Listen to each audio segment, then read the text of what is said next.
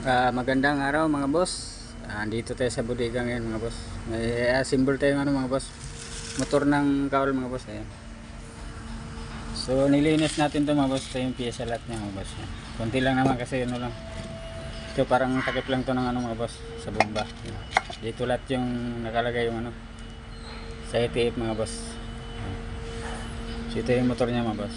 Nilinis na natin mga boss. Sinabon ko pa to mga boss. So dito mga boss, meron pa siyang spring dito mga boss sa loob. Ito mga boss, yan. Dito nakapasok yan mga boss. Kasi ito mga boss, yan, dito sa gitna. So dito papasok yung bearing na yan mga boss to. So hindi natin may papasok hanggat hindi natin ipoposto mga boss. Yan. Kaya ipoposto mga boss. Yan mga boss, yan, ipoposto. So dito sa likod mga boss, open yan. Hindi mo may kakabit yung motor na ito mga boss pag hindi tanggal itong takip na ito mga boss. So kailangan tanggalin talaga mga boss. Yan. So gawin natin mga boss.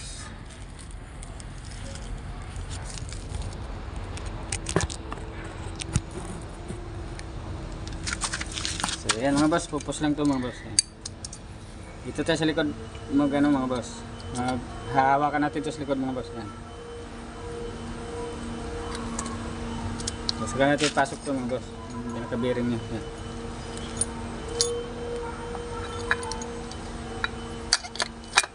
Ayan na mga boss. So tutulak natin pa mga boss. Yan. Salpak na siya mga boss. Yan. So ito tornilyo mga boss. Dalawang tornilyo lang naman ito mga boss. Just yung tornilyo niya mga boss. 10 mm. Yan.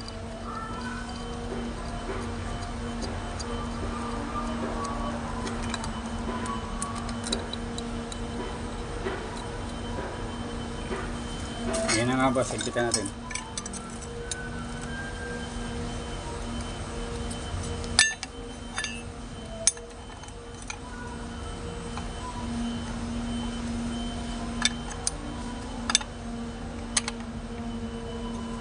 So ito mga boss dito. So bago yan, ito muna. Yung pinaka-filter niya mga boss. Yan.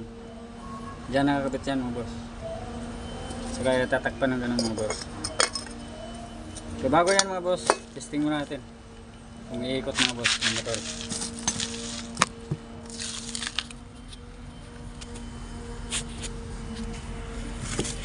Ito may 12 volts yan mga boss. Kaya naman ng 12 volts ito mga boss. So naka-body ground tayo mga boss. Ayan mga boss, mandaro. So umiikot tayo mga boss. Ayan. Yan lang mga boss. Ganun lang pag-assemble mga boss. So yan, maraming salamat.